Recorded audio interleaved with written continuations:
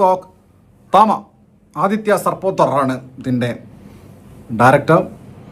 ഇത് നമ്മുടെ മാഡോക്ക് ഫിലിംസിൻ്റെ മാഡോക്ക് horror comedy യൂണിവേഴ്സിലെ 5th instalment ആണ്.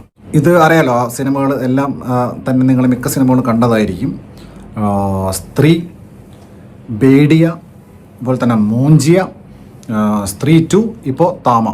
ഇനി കുറേ പേരാണ് 2028 വരെ ഇവർ ഈ യൂണിവേഴ്സിൻ്റെ പരിപാടികളൊക്കെ സെറ്റ് ചെയ്ത് വെച്ചേക്കുക. മഹാമുഞ്ചിയൊക്കെ വരാനുണ്ട്. താമയിലേക്ക് വരുമ്പോൾ 323 BC-യിലെ ഒരു കാലഘട്ടത്തിലെ ഒരു ഘാട്ട് പശ്ചാത്തലമാക്കിയിട്ടാണ് കാണിക്കുന്നത്. നവാസുദ്ദീൻ സിദ്ദിഖി. അപ്പോൾ പുള്ളിയൊക്കെ വാമ്പയറാണ്. എന്നിട്ടിങ്ങനെ ബ്രിട്ടീഷുകാരെ ഏതോ പിന്നെ വിദേശ രാജ്യത്തുള്ള ആൾക്കാരൊക്കെ ഇങ്ങനെ പിട്ടിച്ച് ഇങ്ങനെ, അതാണ് താമയുടെ തുടക്കം എന്ന് പറയുന്ന ഓപ്പണിംഗ് സീൻ. അവിടെ നിന്നും സിനിമ പ്രസൻറ്റിലേക്ക് വരുവാണ്. പ്രസൻറ്റിൽ വരുമ്പോൾ ആയുഷ്മാൻ ഖുറാന ചെയ്യുന്ന കഥാപാത്രം പത്രക്കാർ, അതായത് ഒരു പത്രക്കാരൻ. പുള്ളി ഒരു കാട്ടിലേക്ക് 2-3 ആൾക്കാരായിട്ട് ഇങ്ങനെ പോവാണ്. അവിടെ പോയപ്പോൾ കാട്ടിൽ വെച്ച ഒരു ഭീമാകരനായ കരടി ഇദ്ദേഹത്തെ ഓടുകയാണ്. അങ്ങനെ കരടി ഓടിച്ച് ഇയാൾ ഒട്ടേ ഈ പത്രക്കാർ ആലോക് എന്ന അദ്ദേഹത്തിൻ്റെ പേര്, ആയുഷ്മാൻ ഖുറാനയുടെ കഥാപാത്രത്തിൻ്റെ പേര് ആലോക്, ഒരു കൊക്കയിലേക്ക് അങ്ങ് വീഴുകയാണ്. കൊക്കയിലേക്ക് നായകൻ വീണാൽ എന്തു സംഭവിക്കും? ഏതെങ്കിലും കാട്ടുവാസികളുടെ അടുത്തെത്തും. ഇതിലുള്ള ആ കാട്ടുവാസിയായിട്ടുള്ള പെണ്ണാണ് രാസ്മിക മന്ദാന ചെയ്യുന്ന കഥാപാത്രം. അപ്പോൾ ഇവരുടെ കയ്യിൽ കിട്ടിയാൽ പിന്നെ എന്തു ചെയ്യും അപകടം പറ്റിയ നായകനെ? അങ്ങനെ ഈ കാട്ടുവാസി പെണ്ണായിട്ടുള്ള രാസ്മിയുടെ കഥാപാത്രം തടുക്ക, ആർക്കും തടുക്കാൻ കഴിയില്ല, അതാണ് തടുക്ക. പിന്നെ അങ്ങനെ തടുക്ക കാട്ടപ്പയുടെ നീര് പിഴിഞ്ഞിട്ട് ഇദ്ദേഹത്തെ രക്ഷിക്കുകയാണ്. സുഹൃത്തുക്കളെ, ജാംഭവാന്റെ കാലത്ത് തുടങ്ങിയാണ് ഫ്രഷ് അങ്ങനെ ടൈറ്റിലേക്ക് കിടക്കുകയാണ്. ടൈറ്റിൽ കാണിക്കുന്ന സമയത്ത് അതില്ലാന്നുള്ളൂ. ഒരു കാന്താര സെറ്റപ്പിൽ കുറേ പ്രാന്തന്മാർ എന്തൊക്കെയോ കാണിക്കുന്നു കാട്ടിൻ്റെ ഉള്ളിൽ നിന്ന്, കാടിനകത്ത് വെച്ച്. അങ്ങനെ അവിടുത്തെ ഒരു ചങ്ങായി ഞാൻ നോക്കുമ്പോഴേ ഒരു ഭീമാകാരനായ കരടി, എനിക്ക് തോന്നുന്നത് ഭയങ്കര ഒരു കരടി. ആ കരടി ഇങ്ങനെ വെയിറ്റ് ലിഫ്റ്റിങ്ങിനില്ലേ, അതുപോലെ ഇങ്ങനെ പൊന്തിച്ചിട്ട് ഇങ്ങനെ നടക്കുവരുത്തേ. ഈ കാട്ടിനകത്ത് പണ്ട് മലേഷ്യയിൽ നിന്ന് കാണാതായിട്ടുള്ള മലേഷ്യൻ എയർലൈൻസിൻ്റെ ഫ്ലൈറ്റ് 370-യുടെ അവശിഷ്ടങ്ങളൊക്കെ കാണിക്കുന്നുണ്ട്. അതവിടെയാണ് വന്ന് വീണെന്ന് തോന്നുന്നു. അങ്ങനെ ഈ മന്ദാനയും ഖുറാനയും കൂടി എന്തൊക്കെയോ കോപ്രായങ്ങൾ കാണിക്കുക, റെട്രോ സോങ്ങെല്ലാം വെച്ചിട്ട് എന്തൊക്കെയോ കോപ്രായങ്ങൾ, രണ്ടുപേരും മത്സരിച്ച് കോപ്രായങ്ങൾ കാണിക്കുക. ഈ ആലോകും തടുക്കയും കൂടെ. തടുക്ക ആർക്കും തടുക്കാൻ പറ്റില്ല, കാരണം എന്താണ്, തടുക്ക വാമ്പയറാണ്. ഇതിനിടയ്ക്ക് അലോകിൻ്റെ നമ്മുടെ ഖുറാനയുടെ കോമഡി ഉണ്ട്, ബെൻ സ്റ്റോക്സ് കോമഡി അറിയാലോ, നമ്മുടെ വിരാട് കോഹ്ലി എപ്പോഴും പറയുന്നത് ബെൻ സ്റ്റോക്സ്, അത് തന്നെ. അത് കഴിഞ്ഞിട്ട് പിന്നെ ഈ പണ്ട് BC-യിൽ കാണിച്ച നവാസുദ്ദീൻ സിദ്ദിഖിനെ ഇപ്പോഴും കാണിക്കുന്നുണ്ട് പ്രസൻറ്റിൽ. ഒരു ഗുഹയ്ക്കകത്ത് ഗുഹാവാസിയായിട്ട് ഒരു കോമഡി പീസ്, ഗുഹാവാസിയായിട്ട് ഇങ്ങനെ അവിടെ ഇങ്ങനെ കഴിയുക. റാംജിറാവ് സ്പീക്കിങ്ങിൽ വിജയരാഘവൻ ഒരു ബസ്സിൻ്റെ മുകളിൽ വീണിട്ട് പോണില്ല, അതുപോലെ ഈ ആലോകും തടുക്കയും കൂടെ ചാടിയിട്ട് ലോറിയിൽ വീണിട്ട് ഇവർ നഗരപ്രദേശത്തിലെത്തും.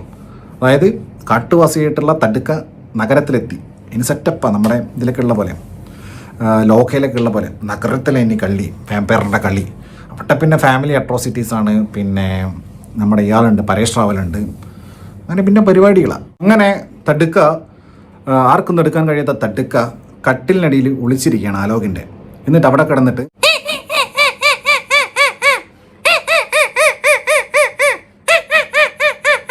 പിന്നെ ഒരു ഐറ്റം സോങ് ഒക്കെ വരുന്നു. പിന്നെ ഫിലിം മോസ്റ്റ്ലി പറഞ്ഞാൽ 90% എബവ് നൈറ്റാണ്, അതായത് രാത്രിയുടെ ആ സംഭവങ്ങളാണ്.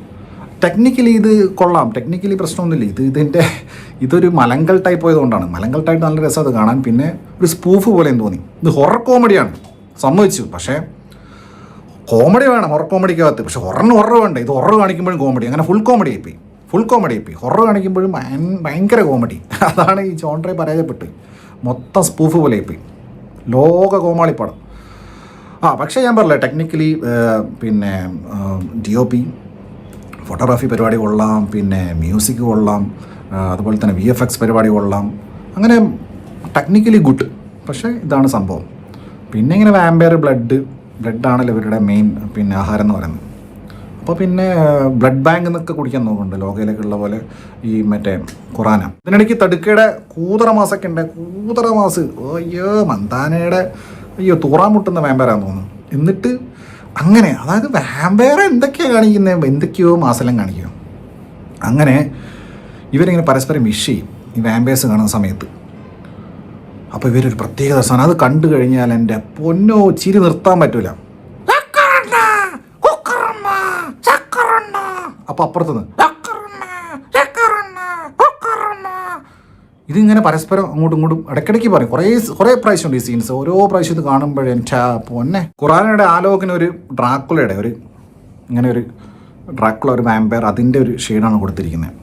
മറ്റേത് പിന്നെ മന്ദാനയുടെ എന്ന് പറഞ്ഞു കഴിഞ്ഞാൽ ഒരു ട്രഡീഷൻ പ്ലസ് മോഡേൺ ബ്ലെൻഡാണ്.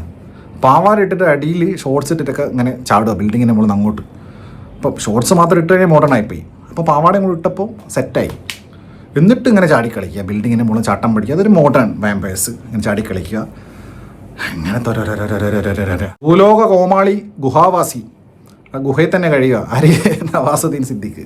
അല്ലെങ്കിൽ സത്യരാജൊക്കെ വരുന്നുണ്ട്. അത് അതിലും വലിയ കോമഡി പീസ്. എന്നിട്ട് സന്തോഷ് പണ്ഡിറ്റ് ലെവലിൽ ചില ഉദാഹരണം പറയുന്നുണ്ട്.